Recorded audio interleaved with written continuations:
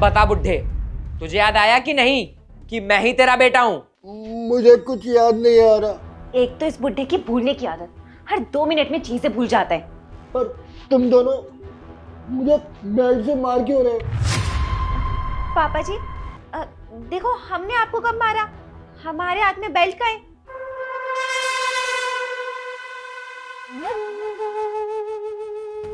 पापा, क्या हुआ आपको?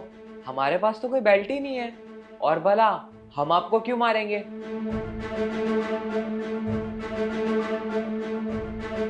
पापा जी, आपको ना हर बार की तरह कोई वहम हुआ है। अरे पापा, याद करने की कोशिश करो। मैं आपका बेटा हूँ आयुष, फौज में था ना। हाँ पापा जी, देखो ना, ये आपका बेटा आयुष ही है। अगर ये आयुष नहीं होते तो मैं इनके साथ क्यों रह रही होती?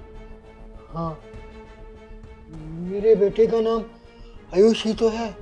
हाँ पापा, मैं आपका ही बेटा हूँ। चलो जल्दी से ना इन प्रॉपर्टी के पेपर्स पर साइन कर दो।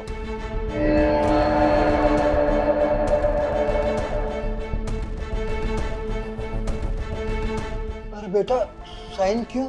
अरे बुड्ढे! पापा, मैंने आपको बताया था ना कि मैं फौज का काम छोड़ रहा हूँ और मैं अपना बिजनेस स्टार्ट करने वाला हूँ। तो उसके लिए पैसों की तो ज़रूरत होगी ना पापा, तो प्रॉपर्टी तो बेचनी पड़ेगी।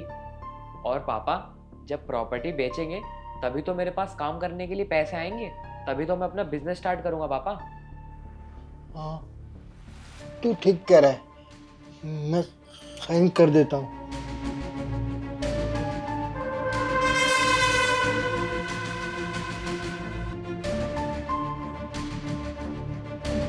पर बेटा, मैं तो अपने साइन ही भूल गया।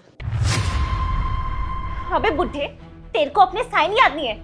अभी बताती हूँ तुझे। रुको शिवानी, एक बार ये बुड्ढा इन प्रॉपर्टी के पेपर्स पर साइन कर दे, उसके बाद देखेंगे कि इस बुड्ढे का क्या करना है। कोई नहीं पापा, आप ना साइन याद करो, तब तक मैं कुछ खाकर आता हूँ। ठीक है बेटा।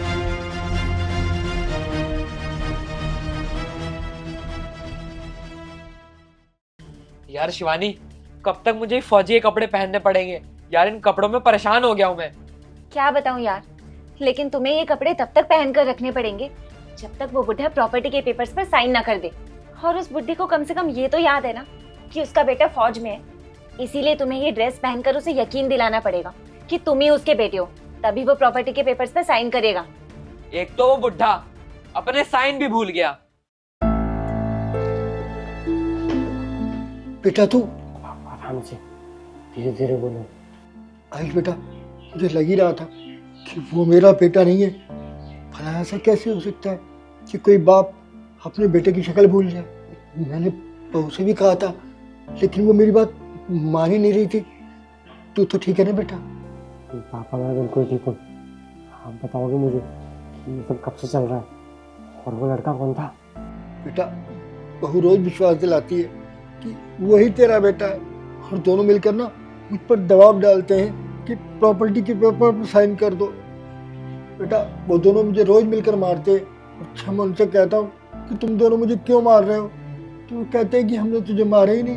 पर बेटा, पता नहीं मेरे शरीर में दर्द क्यों होता है।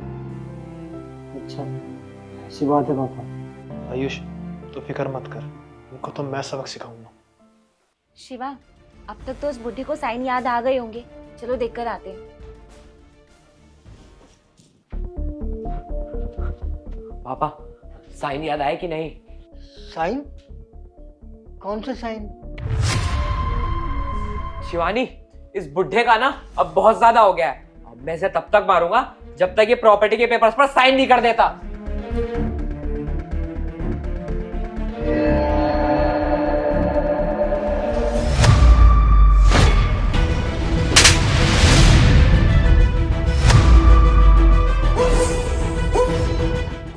आयुष, तुम? हाँ मैं। ज़रा बताओगी मुझे कि ये सब क्या चल रहा था, और ये लड़का कौन है, और तुम दोनों मिलके मेरे पापा को मार पीट रहे हो? ओए, तू बता कि सच क्या है? अच्छा, तो तुम दोनों ऐसे नहीं बताओगे। कोई बात नहीं। रजत भाई, नहीं नहीं सर, प्लीज मुझे मारना मत। मैं आपको सब कुछ सच सच बताता हूँ। असल में मैं शिवानी का आशिक हूँ और हम दोनों मिलकर ही इनके पापा को मार पीट रहे थे।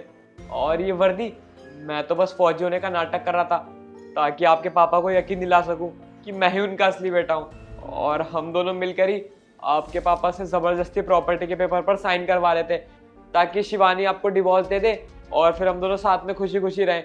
क्या शिवानी, तुमने सिर्फ अपने आशिक के साथ रंगरलिया मनाने के लिए और चंद प्रॉपर्टी के लालच में आकर ये सब करा? अरे किस चीज़ की कमी रखी थी मैंने? तुम जो कुछ भी मांगती थी सब तो लाकर देता था। बस बदले में यही तो मांगता था कि तुम मेरे पापा का ख्याल रखो। लेकिन चंद प्रॉपर्टी के लालच में आकर तुमने कुछ भी नहीं सोचा। तुम इतनी लालची हो जाओगी मैंने कभी सोचा भी नहीं था। खैर छोड़ो, तुम्हारे मुंह लगने का मेरा बिल्कुल मन नहीं है। तुम दोनों ने जो भी मेरे पापा के साथ करा है ना, इस चीज़ के लिए मैं तुम्हें बिल्कुल माफ़ नहीं करूँगा। ऐसी ऐसी धारा लगवाऊंगा, पूरी ज़िंदगी जेल में छोड़ोगे, जेल में। नहीं सर, देखिए प्लीज़ मुझे माफ़ कर दीजिए। मैं मानता हूँ कि मुझसे बहुत बड़ी गलती हो गई है। देखिए मैं वादा करता हूँ मैं इससे कोई भी रिश्ता नहीं रखूँगा और तो और मैं ये शहर भी छोड़ दूँगा। पर प्लीज़ सर मुझे माफ़ कर दीजिए, मुझे एक आखिरी मौका दे दीजिए। चुप कर तू। तेरी गलती माफ़ी के लायक तो बिल्कुल नहीं है। और जो तूने ये फौजी की वर्दी का अपमान करा है ना, इसके लिए तेरा जेल जाना भी बनता है। आयुष, मुझे अपनी गलती का एहसास हो गया है। मैंने बहुत बड़ी गलती करी है। मैं प्रॉपर्टी के लालच में आकर पागल हो गई थी, मेरी मति मारी गई थी।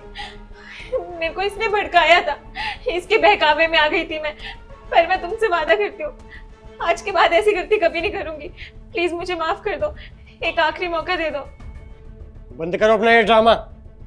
तुम अच्छे से जानती थी कि मेरे पापा को भूलने की बीमारी है, लेकिन तुमने क्या करा? उनका ख्याल रखने के बजाय उनकी बीमारी का फायदा उठाया।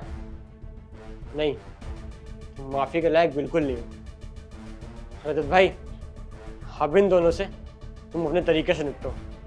तुम दोनों क्रिमिनल्स हो और इसकी सजा ना मैं तुम दोनों को दिलवा के रहूंगा। चलो नीचे, पुलिस की गाड़ी तुम्हारा वेट कर रही है।